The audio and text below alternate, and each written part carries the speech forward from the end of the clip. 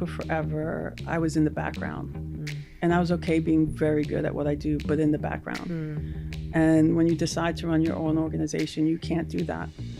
So that was the biggest aha moment for me, was you actually have to get out and be the face, and you have to be the voice. And it was very uncomfortable.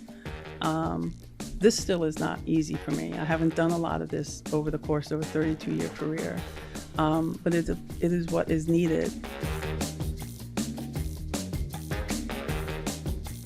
Welcome to the Women on the Move podcast. I'm your host, Sam Saperstein. In this episode, I'm speaking with Diana Rodriguez, a powerhouse in the world of LGBTQIA+ activism and the driving force behind Pride Live's monumental achievements. Diana's work has been instrumental in advocating for marginalized LGBTQIA+ organizations, supporting the declaration of the Stonewall National Monument, and creating Stonewall Day, an annual benefit concert that connects the legacy of the Stonewall Rebellion to today's generations. One of Diana's most significant accomplishments is her 6-year effort to establish the Stonewall National Monument Visitor Center, the first LGBTQIA+ visitor center within the National Park Service. I'm so excited to have this conversation with her today. Thank you so much for being with us, Diana. It's a pleasure to have you here. Thank you, Sam. I'd love to start by asking you about your activism. What inspired you to become an activist and to ultimately create Pride Live? Very long time ago, I was able to attend Georgetown University on a scholarship. So I realized by the grace of someone else, I was able to have this amazing experience. Georgetown is actually where I also met Anne, my spouse. We've been together 39 years. Amazing. Anne was also there on scholarship. So I think for the two of us to understand that we had this great experience by someone else's grace has been very important to us. Did I think back then it would lead to where we are now? No. But it did definitely make me want to possibly have a career in the not-for-profit world where I would be able to give back. And it's just kind of continually graduated. Yeah. So I think that's where the activism started, that it had such a profound impact on my life. And I would hope that at some point I would be able to return that. Yeah. I love that. So tell us about Pride Live. What is the mission of the organization? When we first started Pride Live 12 years ago, Sam, it was a very highbrow mission. I think it said we want to help people. That's a great mission. That's how it started. And then it evolved just with the experience of being a not-for-profit fundraiser and event producer for so long. When we first started Pride Live, we were helping other organizations. And then about year 4, our board came in and said, we're pretty good at what we do. We should try and do our own things. And that's how the concert started. That's how our Stonewall Day concert started. That was going really well for a number of years. And then somewhere along the way, the idea of the visitor center and the monument came into play.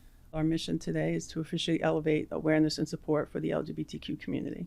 So you've raised a lot of money to help other organizations in your career, $60 million. That is unbelievable. I mean, most people would say, I could never even do something like that. I can't ask anybody for any money, let alone $60 million. What has enabled you to do that? You know, what skills, what passion has made it so that you are really able to go out and ask people for money at that level? Anne likes to say I'm the most stubborn person on the planet, first and foremost. Clearly. But secondly, Sam, I learned a lesson in fundraising really early on. It's one thing to ask someone for money. It's another thing to go back to them and saying, this is what I've done with your money. So I think that's what always drives me, is the more that someone can give, the more impact we can have collectively. So I do take that pretty seriously. Every project we've done, we go back to all our partners and just say, hey, this is what you gave us, and this is the impact that we're having and that we can continue to have. So I do think that's the driving force is that, but I also am somewhat competitive, and it helps. So to the competition and the going back, I think those are great traits really to bring to that kind of role. Thank you. I don't see a lot of nonprofits doing that, the coming back part and saying, here's what we did with the money. So I think that is very special that you were able to do that. So you've had unbelievable experiences at the Clinton Foundation, at GLAAD, and the Jackie Robinson Foundation. How did those roles also prepare you for Pride Live? Well, first of all, I think to have a career where those 3 brands are in your life is something you can't imagine when you're growing up super poor. So I never took that for granted. And I think I was able to take something significant away from all of them. Being able to start at Jackie Robinson Foundation, being able to come to know that family, being able to work directly with Mrs. Rachel Robinson, when she entered the room, everyone's lives changed, and I saw the impact that that could have. So to have that so young in my career was really something special, and I never took it for granted. At GLAD was where I really learned how to raise money and to be able to report back on the money that I raised. The Clinton Foundation, I realized the significance of a brand. You say that name and people kind of really understand it. And I don't think to this day people understand the impact that that place has globally. So I think those three components, I was able to continue to compile them. And it affected Pride Live in a way that, again, Sam, never even 6 years ago did I think we would be talking about what we're going to talk about. But it was because of those experiences, I think, that made what we're talking about possible. Do you think along the way, as you went from those different roles, you consciously built on things, or is it in reflection? Yeah. I think you have to, especially as a woman in business.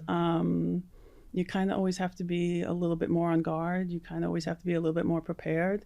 So every opportunity I had, I think, to take something away, I would square it away. And there's two things. If it was something positive, I definitely kept it. Yeah. But also, if I was in a situation that I did not think was great, I would learn what not to do. I would learn how not to run a meeting. Right. I would learn how not to Right. do a pitch. So I think I was kind of always trying to balance that. If I felt like I'm not really getting it today, and I'm like, okay, why aren't I getting it? It's okay, well, that's what I don't do. So yeah, I carry that with me. But I think being a woman of color, you're kind of always pushing maybe a little bit harder to do better. Yeah. But I love how you describe learning from whether things are good or bad. Yeah, but that's what important. To take forward. And those bad experiences can really be teachers. Yeah. And help you. Yeah. How do you balance being an activist where you're really always trying to push boundaries, do different things, bring people's attention to things, with being a leader where sometimes you have to maintain certain things? You have to, yes, build and create, but you also have to make sure things are going. Do you see that as two different pieces of what you do, or do you try to seamlessly balance the two? I mean, there are two very different pieces, Sam, but when you are a not-for-profit, there's one thing that's for sure. You never have enough money, you never have enough people, and everything is always done by the lowest bidder. So I always find that my trains are always running simultaneously. Yeah. There are times I wish I could separate them and focus on one or two. It's just not the not-for-profit world, but I think I'm so used to it. But are there times I wish I could just be the head of the organization? Absolutely. Are there times I wish I could just be the fundraiser? Absolutely. But that's not how things get done. So, yeah. Well, I think as long as you have made peace with that, which it sounds like you have. I accepted it a long time ago. Right? Yeah. And that's just the normal course of what you do. Yeah. I think it's really interesting to hear you say that. I think people probably don't often have both kinds of experiences, or to your point, maybe they just live in one place rather than two. And so the fact that you're able to balance that, I think is really remarkable. And as you say, get things done. So tell us, in terms of creating Pride Live, what was something that came out of that was unexpected? You talked about really that being an evolution of helping organizations first, and then all of a sudden realizing you can do things yourself. So what along the way enabled you to make that change? Was there a surprise moment where you realized, ooh, you were going to be good at this? So this is a little uncomfortable because I think for forever I was in the background, and I was okay being very good at what I do, but in the background. And when you decide to run your own organization, you can't do that. So that was the biggest aha moment for me, was you actually have to get out and be the face, and you have to be the voice. And it was very uncomfortable. This still is not easy for me. I haven't done a lot of this over the course of a 32-year career. But it is what is needed for the work that I do. So I came to terms with that about 12 years ago. It's been a slow process, but I actually enjoy it now. I enjoy talking about the work because it is impactful. Yeah. And I think it is important that you do talk about it. So I think for me, that's a bit of a personal response, but as someone who was in the background for 26 years, and I went kicking and screaming, like people pulled me out of it, but now it's cool. Like I accept it, and I'm glad to sit with you. I'm enjoying it. So thank you for you're doing a great job. Thank you, it's bud. like you've done it forever. When people started telling you need to be more of the face of the organization, tell the story, did you resist that at first? Okay. And so what got you more comfortable with it? Because I think a lot of people listening to this will say, oh, I can relate to that. I don't like being the front either. I want to manage from the back. But to be impactful, you have to be the face and the voice sometimes. So tell us how you got a little more comfortable with that. Being surrounded by really good people, a really understanding and very compassionate board, very present and supportive funders, people who really understand what the work is. I've been doing this a long time. It's great to get the check. It's great when there is compassion and passion behind the check. And so a lot of the partners that we've had for the Visitor Center are that. And they're the ones who have propelled me forward. They can't always be in the room with me. Right. So if I'm in the room, I represent us. And if they're in the room, they represent us. So that's, I think the network is what I'm trying to say is the answer that put me out there. Yeah. That is great. So let's talk about the Visitor Center, the Stonewall National Monument Visitor Center.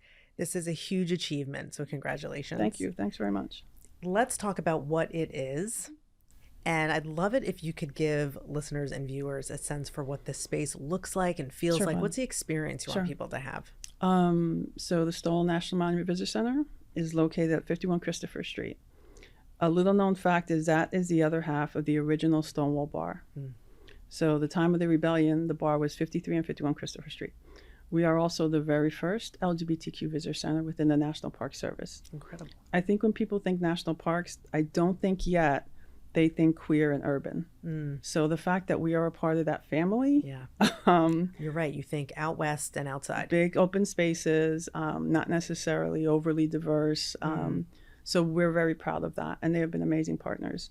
The visitor center, like I think every other space in New York, when you're looking at it pre-lease, it's really big. And then you sign the lease and it's really small.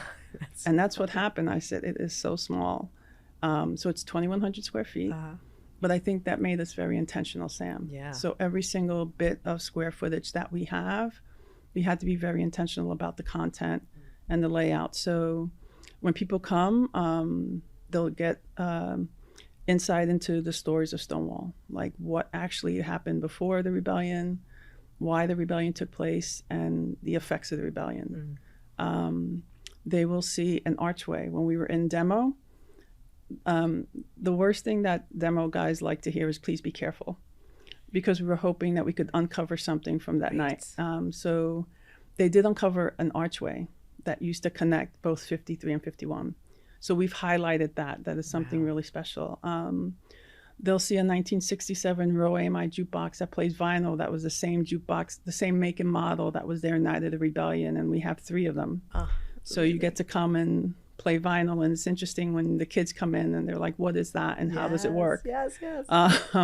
Where our theater is, where we run content and events, that's the original dance floor.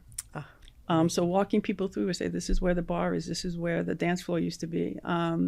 So our west side of the visitor center really is historical and factual. And then kind of as you're experiencing it, on the east side, it's really dedicated to today's queer and ally voices. We have an amazing exhibit from Parsons New School. When I started this, everyone was my age in the meetings, and I thought that's not good because Ann and I still have cable TV, and I really miss my flip phone. So I reached out to Parsons New School, and here in the city, in New York City. I'll just say quickly, we are now a part of the curriculum at Parsons New School. So it goes both ways. You're really every spring things. Semester, that class creates an exhibit, and all I do, I don't want my 58 years to impact them, so all I do is give them the dimensions of the space. And whatever they create, we put up there. So they create art, and it goes up there. Yep. In the visitor center. That's amazing. And it rotates every year. Wow. That is the most popular exhibit to date. What have students been able to express through this? So the most important part of that, Sam, is they get to express how they feel as young queer people or allies living in the city, and what the Stonewall Rebellion means to them. I know that the exhibit that is up there now will be very different from the class, whatever the class does 3 years from now. Right. So the fact that it'll be always evolving, I think, is really important. But the fact that it is the most popular exhibit, I find that really compelling. And then at the end, as you leave, we have an art exhibit. It is by 2 young trans artists. So that artwork stays up for a year, and then that rotates out. But again, as you're leaving, that east side of the visitor center is all about today's voices and how we think they'll impact the the Stonewall movement going forward. But yeah, the fact that we're coming up on 15,000 visitors either today or tomorrow, having just opened on June 28th. Yes. That's pretty exciting for us. It's Again, really to be able to report back out to our supporters and say, hey, we're doing okay. Yeah.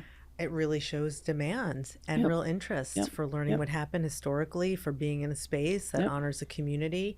I love the fact that it does balance history with modernity, right? With storytelling that tells the current experiences of so many young people. It's fantastic. Congratulations. Thanks, bud. Thank you. Was this moment, I mean, could you even imagine being at this moment? Did you think this was going to happen take longer to reach? No.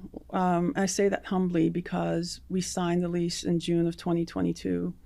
And we were going to open on June 28th of 2024, which was the 55th anniversary of the rebellion.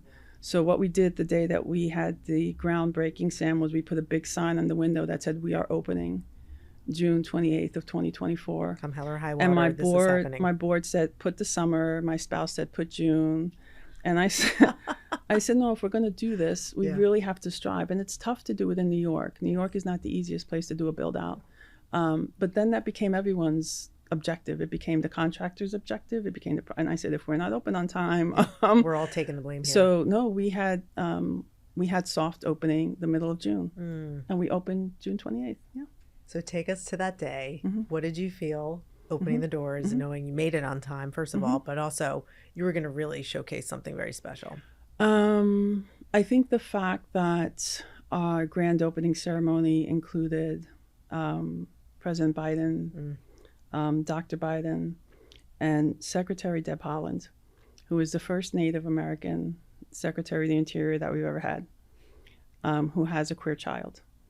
So in a way, I felt like these are all signs, the fact that Secretary Haaland is in place and that we're opening on the 55th anniversary of the Stonewall Rebellion. But no, to have had this very intense 2-year build out and to open on time and to open on the anniversary was something really, truly special. And to just have people keep coming through every day so constantly, to see the stream just keep coming through, that's been rewarding. But I was beyond exhausted. I don't think I knew what was going on. Working on fumes. But Ann and I just had a moment where we were just proud of ourselves for getting it through. You should be. And yeah, I mean, I remember being very tired, but also being very relieved. Yeah. I can see both emotions. Yeah.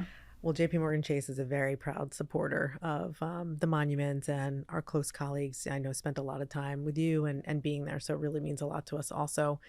And as we think about supporting the community going forward, we know there's so much legislation in the US and countries around the world that really directly impacts and harms this community. What do you hope the Visitor Center can do to be a beacon of light, to be an advocacy partner, to really help combat what's happening? So I've said this from the beginning, Sam, that our door is open to everyone, whether you are a member of the community, whether you are an ally, whether you support us or not. I think what's happened with the rise of social media and COVID, I think we talk at each other a lot. I think a lot of people on social media are experts. I want the Visitor Center to be a place for good old-fashioned conversation, even if you disagree. We can disagree without disliking each other. Yeah. So that is my hope, is that we can have that type of forum in that space. Because I think a lot of what's going on when you mention legislative, all the highest number of anti-LGBTQ laws on the books ever, people just don't know us. And that's why I think the partnership with the parks is also so important. People do not expect us to be a part of the national parks. When you come into the Visitor Center, there is a park ranger stationed at the retail desk. So I think people come in and they say, oh, Stonewall, what is it? And they walk in and then they see a ranger. Yeah. And then they start to make the connection because the rangers are very, they are rangers. Right. And then they ask and they understand that it's a partnership, something they don't expect. Yeah. So I think that's how change starts to happen. But we have to be in the same space to have at least a conversation about it. So I think my hope for the Visitor Center is that we welcome everyone, and that people understand you can have a conversation with someone and disagree, and that's okay, but you don't actually have to be angry at each other. That's probably the most important lesson for our time right now, as it's such a divisive society. And I think if you can be an example of how we do that and bridge communities, that will probably serve well I beyond hope so. the LGBT I hope plus so. community. Very often in communities, there are different voices too. Even in the same community, fighting for the same things, Yeah. people take different approaches and Yeah. they have different, thoughts on how things could get done. How do you deal with something like that?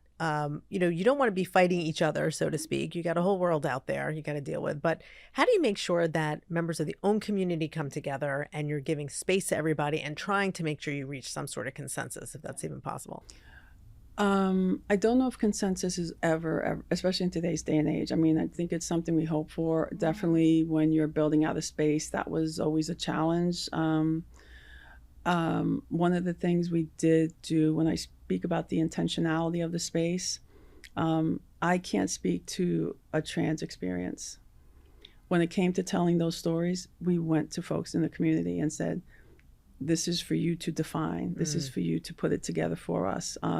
I thought that was very important, that those voices be authentic and not through my voice or not through my thought process or not through my experiences. So there is a lot of that throughout the 2,100 square feet.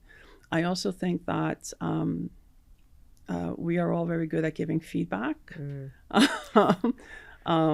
where we've actually created something. So it was not easy. When it was something that popular, Sam, and it really was quite, I would tell everyone there are a million eyes on this project. Oh, I bet. And there was a lot of feedback all the time. And at some point we just had to put the blinders on. Yeah. And we knew what we had to do. We knew our timeline, we knew the budget. It was very important for me to come in under budget and to come in on time, because that speaks volumes for the next group of people who are going to ask those same group of people for money. Right. So at some point we did have to shut everything out. Yeah. But yeah, it helps when you have people involved who are beyond approach in their field, who are some of the top activists in our community. And when you have someone like Mark Siegel, who was there night of, and who was there every night of the rebellion, and he was one of the founders of the Gay Liberation Front. So Mark was our senior advisor. And no one really questions Mark Siegel. Right. So that level of expertise, I could not provide it, but Mark and the folks at Trans Tech Social did for us. So I think that helped kind of balance some of the feedback we were getting, but no, for a while it was coming pretty heavily. Yeah. No, I could see that. It's really hard to do. But maybe as you described, the art installations, the fact that you're giving voice to people on an ongoing basis, you're changing things, really. The space is not going to be the same in a year. That allows for people in the community to know they will have their turn, they will have their voice. It's a really interesting way of balancing things. Yeah, I mean, what you see now for year one is going to be different from what you see year two. The content wall will always stay the same, but the music, the 100 vinyl records in the music in the jukebox change, the artwork changes, the Parson exhibit changes. Yes. So this is year one, is what I like to tell people, and then and my hope is as the community evolves that we're able to evolve as well. Yeah. Oh, Yeah. I think so. I mean, you're also in a city that does that. Yeah. As a matter of course, right? Yeah. When you think about the Stonewall Rebellion, what do you want people to know about that time and event that maybe they don't? Yeah. The facts. I think there are a lot of, someone once said, people like to make the Stonewall story like a bit theatrical. Like it happened because someone died, it happened because this took place. And the people who were there say that none of that is true. So knowing the facts about the rebellion, knowing that there were a lot of names that were involved that people don't know about. I think when you ask anyone on the street or even in the community about the rebellion, they'll give you 3 or 4 names that everyone really knows. One of our panels has those names. Oh, that's great. So when people come through, I'm sure for the very first time they will be seeing those names. So to broaden the breadth of Stonewall's legacy, I think that people realize there were a lot more people involved. There were a lot more people who took part. A lot happened before Stonewall. I think that's really important. And the other thing is that, especially at a time and age where you still can't find our stories in schools, that they actually have to be a part of it. So I hope when they go through, when they leave, they become a voice for the legacy, and that's what really would be important. That is great. I am sure they will. I mean, it's such a moving experience when you're there, but it's such an unbelievable story of how you got there. And I think both of those things are, worth carrying and making sure others know. Um, tell me at this point, what would you hope for the center going forward and also just for the community? Maybe those are two different things, but if you think about the center's mission, let's say in the next 3 years, what do you want to accomplish? And then we'll talk about the community. I've mentioned a couple of times the 15,000 physical visitors. I've always been aware in the not-for-profit world that if I was hosting an event, there were people who were never going to be able to come, whatever reason, financial, geographical. So the next big goal, Sam, for the Visitor Center is to create a virtual Visitor Center. So people can visit us anywhere, wherever you are in the world. You might never be able to come to New York, but we really want to create this state-of-the-art virtual Visitor Center so you can at least experience it in your place in the world. So that's our next big goal. And of course, we want it to be state-of-the-art. We don't just want to be the first LGBTQ Visitor Center in the National Park Service. We actually want to be a leading, like our 2,100 square feet in urban New York. We want to become a leading partner within the Visitor Center. So that's very important for us.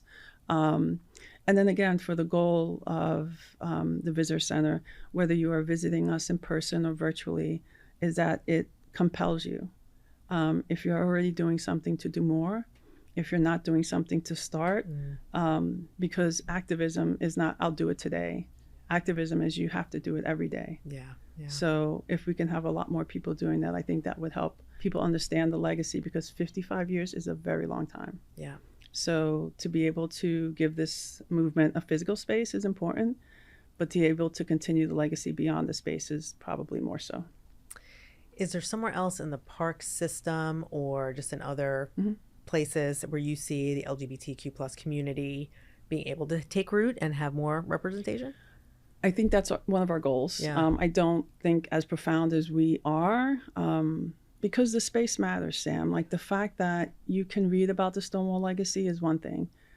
When you come to the Visitor Center, you are standing where it happened. And I think you can see people realizing that. And so that changes them. There are a lot of places in the country within the National Park Service who they just either haven't had the opportunity to celebrate their LGBTQ history or don't know it. So there is one of our programs where we are hoping to make that happen, where we target parts of the U.S. that have an LGBTQ history that just isn't celebrated. People will come to New York, people will come to San Francisco, people will come to Philadelphia. We want them to go to all the other places that are not just top of mind. So yeah, that's also a goal. That is fantastic. And does that involve working with other locations, obviously the places themselves, but just the people who are representing communities in these areas? Those folks, and we are developing, we have already started to develop partnerships with a number of tourism platforms. That's terrific. One of our partners happens to be a major tourism site, but to do it that way as well. Again, I think people come to New York, people come to San Francisco, people come to Los Angeles. We really like the way in which we are trying to expand the breadth of the Stonewall legacy. It's more than Stonewall. Our legacy is not just in New York. It's not just in the big places people go. It's kind of throughout the country.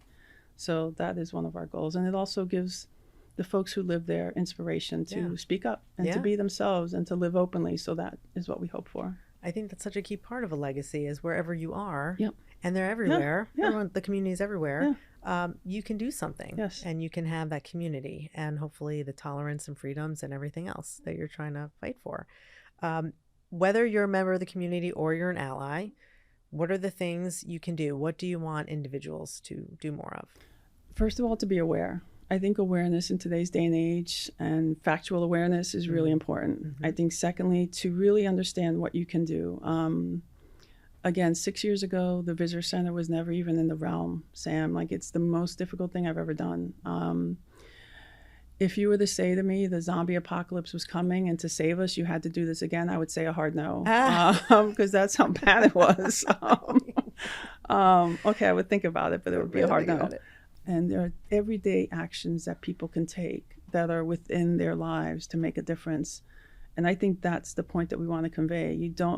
Small actions matter. And however you can make a difference in your family, in your community, in your school, at your job. Those are the things that matter.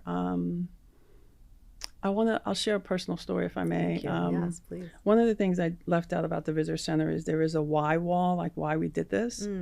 So there is a tribute to President Obama, who designated the Stonewall National Monument. There's a tribute to our partners at the National Park Service, National Parks Conservation Association, National Park Foundation. And then there is my uncle's flag that was on his coffin when he passed away. So my family has served in the military for 4 generations. And my Uncle Tony served in Vietnam. And he came back very ill, but he still felt he could serve. When he passed away from HIV/AIDS, no one from his unit and no one from his work came to his funeral. So my Uncle Tony was trying to make a difference in his work, and he worked at the VA hospital here in New York. And as a gay man, he came back very ill, trying to make a difference at his work. It did not work that way for him. He wasn't able to have impact there, but not for lack of trying. But it was a very different time. Yeah. So with the permission of my family, his flag is there encased, and it was very intentional to let people know, if you speak up at your work, this might not happen to someone else. If you speak up with your family, this might not happen to someone else. So I say that because there are small actions that you can take every day to kind of make a difference, and it doesn't have to be big, but small things matter, and that would be my message to everyone. Really, thank you for sharing that story. That is very beautiful, and thank you and your family for all their service to this country. I read that you had a great relationship with your uncle, that he was very special to you, that you might not have had the conversations with him about who he was or, the community, but that he might have been trying to tell you that or communicate things like that to you. Yeah. How do you carry that legacy on? We never said it to each other. I think we knew about each other. But even then, my whole family was at the grand opening, and it was the first time my entire family, we were together that way. Wow. It's a lot to have that many Puerto Ricans in one place. They were loud and crazy and happy. It's your family. But we were all there to celebrate my Uncle Tony.